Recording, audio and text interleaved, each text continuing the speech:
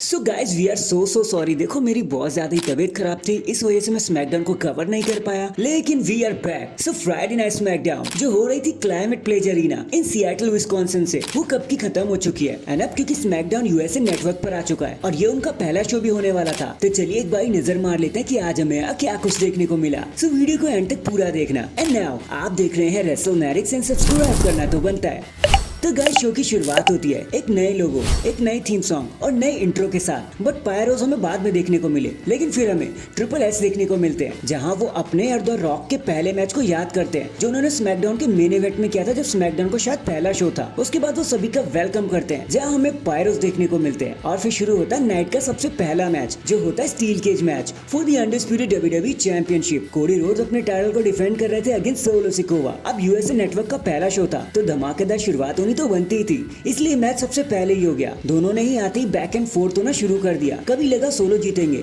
तो कभी लगा कोडी रोड्स जीत जाएंगे, बट फिर सोलो सिकोवा ने अपनी पूरी कोशिश करी, लेकिन फिर भी कोडी रोड्स अपने टाइटल को रिटेन करने में कामयाब हो जाते हैं। लेकिन पता नहीं कहां से ब्लड लाइन इसमें इन्वॉल्व हो जाते हैं, स्टील केज के अंदर आ जाते हैं, कोडी रोड्स को मारने पीटने लगते हैं। कि तभी हमें the tribal chief Roman Reigns देखने को मिलते हैं, जो कोडी रोड्स का साथ देने स्टील केज के अंदर आते हैं और सारी ब्लड लाइन को खदेड़ने में उनकी मदद करते हैं। हालांकि एक छोटा सा अटैक उनके पास भी हुआ, लेकिन उसका कोई खास फायदा हो नहीं पाया। कोडी एंड रोमन की टैग टीम ने ब्लड लाइन को भर भर के पीटा और ये मूवमेंट यहीं पर खत्म हो गया। फिर एक बैक साइड मूवमेंट के बाद हमें मिचिन वर्सेस पाइपर के बीच में एक सिंगल्स मैच देखने को मिलता है। अब देखो यहाँ मिचिन तो मैच जीत जाती है, लेकिन मैच के बाद चेल्सी को बड़ा गुस्सा आ जाता है। वो ट्रैश कैन पर पटक देती है, अनप्रिटियर लगा देती है और एक स्टेटमेंट सेट कर देती है। नेक्स्ट हमें एक टैग टीम मैच देखने को मिलता है, जहाँ Austin theory Grayson Waller fight कर रहे थे केविन ओवेंस एंड उनके मिस्ट्री पार्टनर से। बट अचानक से एक न्यूज पता चलती है कि केविन ओवेंस ने जिस पार्टनर को बुलाया था वो अभी आए नहीं है। फिर हमें एक लोकल टैलेंट देखने को मिलता है जिनका नाम रिकी होता है, क्योंकि केविन का पार्टनर आया नहीं था तो उन्हें उन्हीं के साथ टैग टीम करनी पड़ गई। लेकिन जिसके बाद अनाउंसर बता देते हैं कि केविन तुम्हारा पार्टनर आ चुका है। केविन खुश हो जाते हैं और रिकी को स्टर्नर लगा के वहां से भगा देते हैं और फिर रेंडी ऑर्टन वहां आ जाते हैं केविन ओवेंस का साथ देने, जिसके बाद ये टैग टीम मैच स्टार्ट हो जाता है। अब बताने के लिए यहाँ पे कुछ भी खास नहीं है, एज एक्सपेक्टेड एक स्टर्नर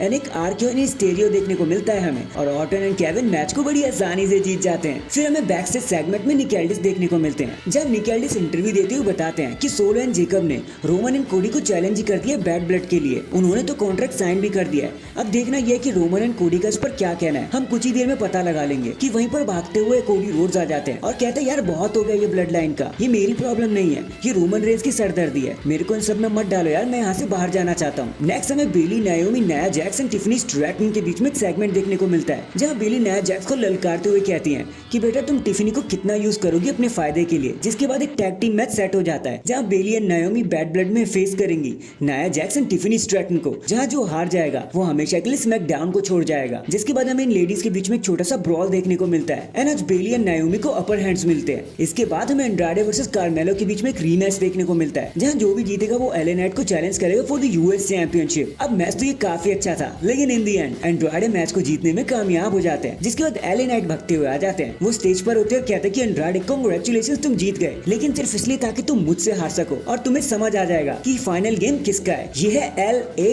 नाइट। एंड ये मूवमेंट यहीं पर खत्म हो जाता है। लेकिन फाइनली मेन इवेंट पे जाने से पहले हमें यहाँ पर कुछ बहुत सारे गेस्ट देखने को मिले पूरी ही रात, जैसे Terry Long, Vickie Guerrero, Gunther, RVD, Booker T और भी बहुत से लेजेंड्स देखने को मिले जो स्मैकडाउन एट यूएसए को सेलिब्रेट करने आए थे, जो हमें लीड करता है हमारे मेन इवेंट की तरफ, जहाँ निकेल्डिस रिंग पर खड़े होते हैं। रोमन रेंस भी वहाँ पर आ जाते हैं और बातें हो रही होती है कि कौन कॉन्ट्रैक्ट साइन करेगा और कौन नहीं। रोमन रेंस कहते हैं कि भाई देखो मुझे कॉन्ट्रैक्ट की जरूरत नहीं है, ये मेरा परिवार है, मेरा फैमिली बिजनेस है, मेरी ब्लड लाइन है, मुझे किसी की हेल्प की जरूरत नहीं है, कोडी की भी नहीं। इतना सुनते ही कोडी रोड्स वहां पर आ जाते हैं और कहते हैं ये तेरा शो है, ये तेरा यार्ड है, ये तेरा आइलैंड ऑफ रेलेवेंसी है। बट भाई तुम कुछ भूल रहे हो, रेसलमेनिया के बाद सब कुछ चेंज हो चुका है, ये तुम्हारा यार्ड नहीं है, ये मेरी दुनिया है। बट फिर टामा टोंगा टोंगा लाओ उन पर अटैक कर देते हैं, जिस पर जल्दी ही कोडी रोड्स और रोमन रेंस उन्हें इलिमिनेट करके उन पर कंट्रोल पा लेते हैं। फिर दोनों के दोनों थोड़ा सा कुछ सोचकर कॉन्ट्रैक्ट को साइन कर देते हैं एंड ये एपिक टैग टीम मैच यहीं पर बुक हो जाता है। फिर सोलो सिकोवा चुपके से कहते हैं कि बेटा रोमन तूने क्या कर दिया, ये तुझे तो कोडी पसंद भी नहीं करता।